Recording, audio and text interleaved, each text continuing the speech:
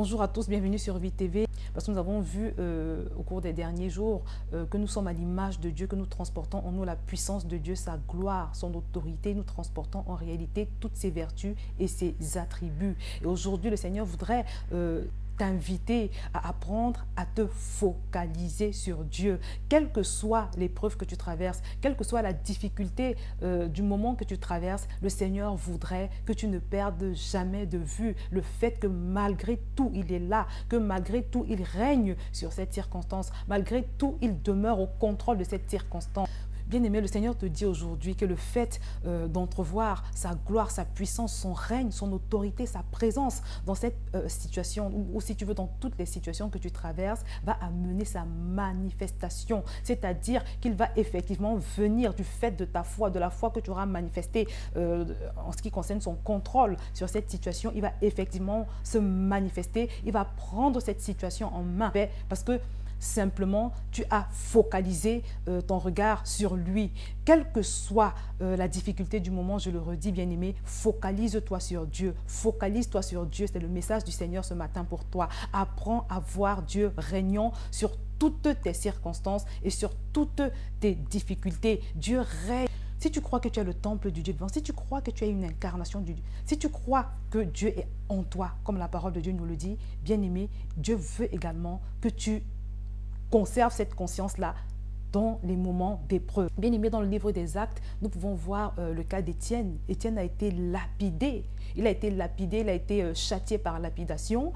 Et la parole de Dieu nous dit que pendant que les personnes qui l'ont lapidé lui lançaient les pierres, Étienne était focalisé sur Dieu, c'est-à-dire ses yeux étaient plongés dans le ciel. Les yeux d'Étienne étaient rivés sur Dieu. Et la Bible nous dit que la gloire de Dieu resplendissait sur son visage. Bien aimé, la dernière fois que j'ai lu ce passage, le Saint-Esprit m'a révélé que, en fait, du fait que Étienne était complètement focalisé sur Dieu, il n'a pas ressenti la douleur due aux lapidations. Bien aimé, parce que qu'est-ce que c'est la lapidation? C'est de grosses pierres, des rochers quasiment qu'on vous envoie, qu'on vous lance.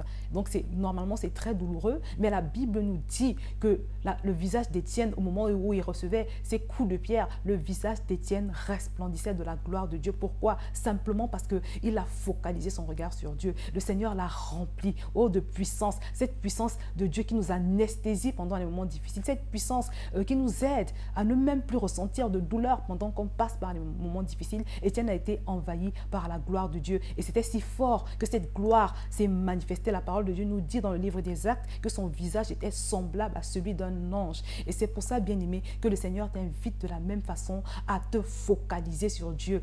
Il habite en toi, tu transportes sa gloire, mais il veut que tu sois conscient de cette gloire, du règne de Dieu dans ta vie, en toi et sur tes circonstances, en tout temps et en toutes circonstances. Parce que d'une, ça va t'anesthésier. Et en plus, cette foi va amener un reflet qui est même susceptible dans certains cas de repousser les démons.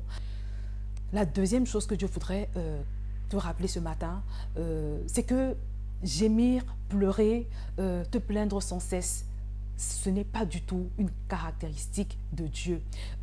Tu dois réagir, tu dois apprendre à réagir. Maintenant que tu sais que tu transportes en toi la présence du Tout-Puissant, que tu transportes cette gloire en toi, bien-aimé, Dieu veut que tu changes désormais d'attitude.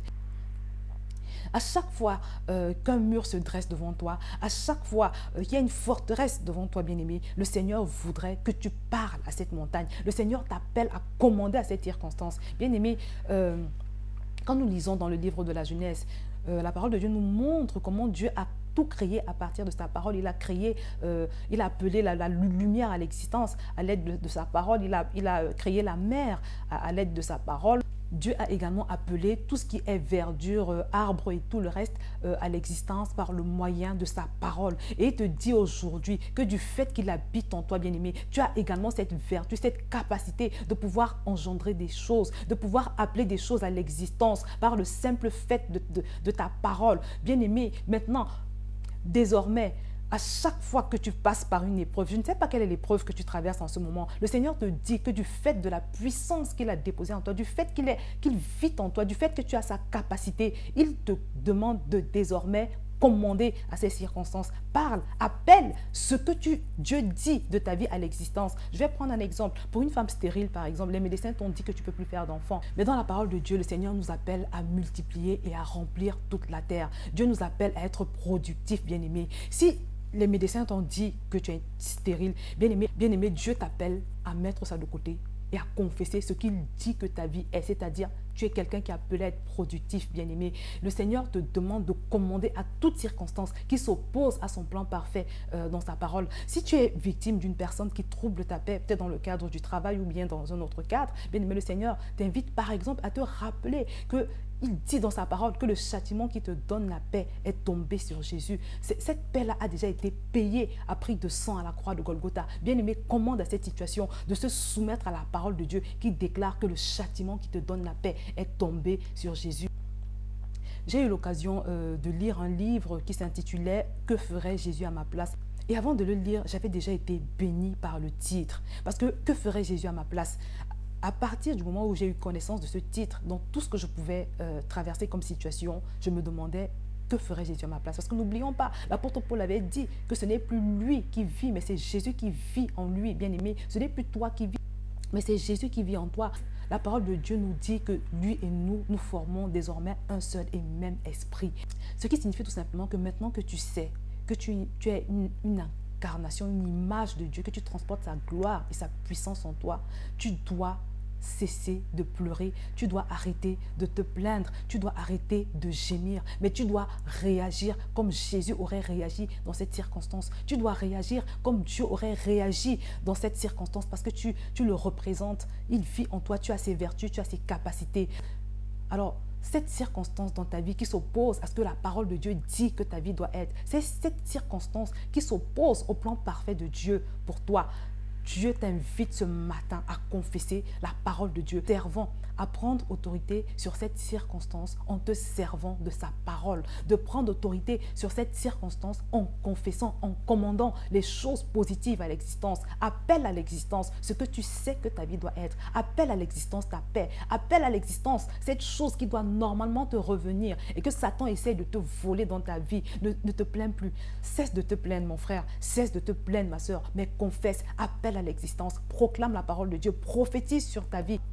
Parle, bien-aimé, parce que tu as la puissance de Dieu en toi, parce que tu as son autorité, parce que tu as sa vie, parce que tu as son règne. Il règne avec toi. Lui et toi, vous formez une seule et même personne. Tu as cette même capacité de Dieu. De la même manière qu'il avait appelé à l'existence la mer, les eaux et la lumière. De cette même manière, tu as la capacité d'appeler à l'existence cette chose que l'adversaire veut te voler, cette chose qui t'échappe dans ta vie et qui te revient normalement selon le plan parfait de Dieu. Donc, bien aimé, s'il y a deux choses à retenir, la première chose, n'oublie jamais que Dieu est avec toi, quelle que soit la difficulté que tu traverses. Il règne sur cette circonstance. Il règne sur toi. Il continue d'être là parce que Dieu, il est toujours là. Il est fidèle. Il ne change pas. Le règne de Dieu. Donc, sois focalisé. Quelle que soit la difficulté que tu vis en ce moment, sois focalisé sur ton Dieu parce qu'il règne. Sois focalisé sur sa présence. Sois focalisé sur sa puissance parce qu'il n'y a rien qui résiste à ton Dieu. Parce qu'il n'y a rien qui peut se tenir contre sa gloire, contre sa puissance, contre son autorité. Bien-aimé, sois focalisé sur ton Dieu.